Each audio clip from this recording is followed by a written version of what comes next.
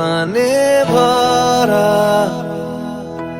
কৃষ্ণ কলি নামে ধরা দিতে চায়, পথ হারিয়ে ফেলে সুবর্ণ রেখাতায়, দু চোখ ঢেকে যাচ্ছি কে কোথায়।